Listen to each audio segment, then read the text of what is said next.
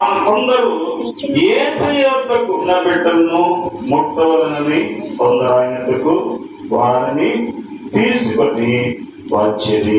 కాబట్టి మరి స్వాతి కూడా అదే పని చేసి మరి తన కుమారుని యేసు స్పర్శలోకి రావాలని, యేసయ్య ఆశ్రయించాలని, యేసయ్య ఆ బిడ్డలకు తోడుతున్న కారణ జన్ములుగా వారు మిగలాలని, వారు ప్రభువు ద్వారా దీవించబడాలని పిల్లల్ని ఎక్కడికెక్కడికో తీసుకువెళ్తారు.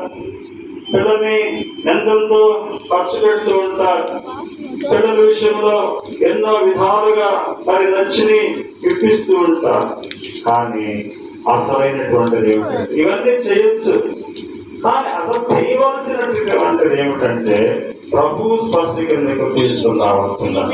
ఎక్కడ తీసుకుని రావాలి? చూసేవా అంటూ ఉంటారు కానీ ప్రభు సన్నిధి చూసావా, ప్రభు వాక్యాన్ని చూసావా, ప్రభుతో గడిపేవా అనేటువంటి మరి ఆ మాటలు రావాలి. కాబట్టి మనం గమనించాల్సినటువంటిది ఏమిటంటే బిడ్డలు ప్రభువు ఇచ్చాడు. చెప్పండి, బిడ్డలు ఎవరు ఇచ్చారు?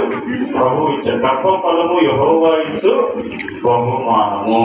కాబట్టి ఇప్పుడు మనం ఏం చేయాలంటే వేడికి సూర్యరశ్మి కిందకు ఏ రీతిగా పుట్టినప్పుడు తీసుకొస్తామో ఆ రీతిగా ఎదిగే కొన్ని బిడ్డలను ప్రభు స్పర్శలోనికి తీసుకుని రావాలి. బాలుడు నడవవలసిన త్రోవకి నేర్పము, వాడు పెద్దవాడైనప్పుడు దాని నుండి. కాబట్టి ఇలాంటి కూడికలు పెట్టుకున్నట్టుని బట్టి బిడ్డలలో ఒక అవగాహన కలుగుతుంది, బిడ్డలలో కొంత ఆ దేవుని స్పర్శన కలుగుతుంది. తన పరిణితిని అభివృద్ధి పరుచుకుంటూ ఉంటారు.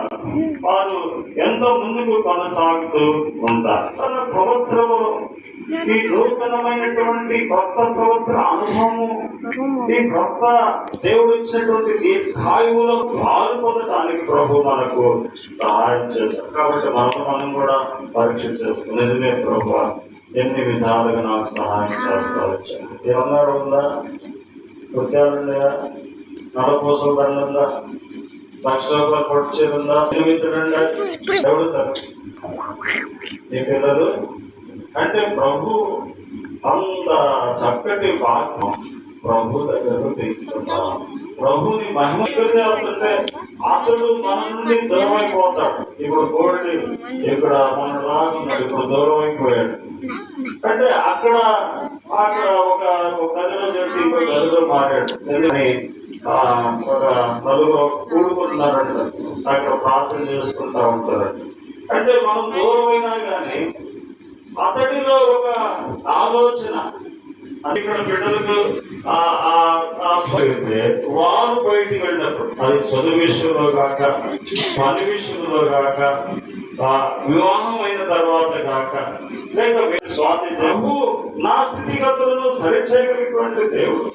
ఆయన నన్ను సమతలమైన స్థితిలో నడిపిస్తూ ఉన్నాడు, నాకు మంచి ఆరోగ్యాన్ని ఇస్తున్నాడు, మరి బిడ్డల్ని నాకు ఇచ్చినాడు.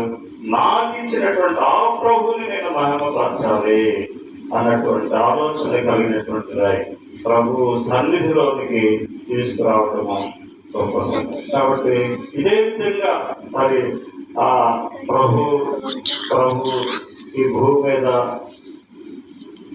సమయం ఇచ్చినంత కాలం ఆ రీతిగానే మన బిడ్డల విషయంలో, మన కుటుంబ విషయంలో, మనం ప్రభు విషయంలో పొందబడగలిగితే ప్రభు తప్పకుండా మన ప్రతి పరిస్థితులను మనకేం చేస్తాడు? గొప్ప సహాయము చేస్తాడు. మరొక చిన్న మాట నేను జ్ఞాపకం చేస్తాను. మనకు ప్రభు బిడ్డలు ఇచ్చాడు. మనం చేయవలసింది ఒకటే, మనం దేవుని సన్నిధిలో మనము ఆ దయా కిరీటము ప్రభు మనకి ఇచ్చాడు. బిడ్డలు ఇచ్చాడు, దయా కిరీటం ఇచ్చాడు. అందుకే దేవుని వాక్యంలో రాయబడిన 40వ కీర్తన 11 ఏమిచ్చాడు? దయా కిరీటము. మనం కూడా అంతే, దయా కిరీటం కలిగి ఉన్నాం కాబట్టి ఎట్లాగా మనం క్షేమంగా ఉన్నాం. ఆయన దయ లేకపోతే మనం ఏమీ చేయలేదు. కాబట్టి ఎన్నో ఒడిదుడుకులు, ఎన్నో పరిస్థితులు ఉన్నాయి. అయితే దయా కిరీటము మరి ఈరోజు మరి బిడ్డకు దయా కిరీటాన్ని ఇచ్చాడు. అది ఇచ్చుకోవాలి. తనను బట్టి మరి బిడ్డల కుటుంబము సంతోషిస్తూ ప్రభు నామము గొప్ప. కాబట్టి మనం జీవితంలో దయ కంటే ఏ దయ కావాలి, ఏ రుచి చేస్తారు. ఎందుకంటే అన్ని మనకి అర్థమైనటువంటి రెండు మాటలు జ్ఞాపకం. లూకా సువార్త 2:40 వచ్చిన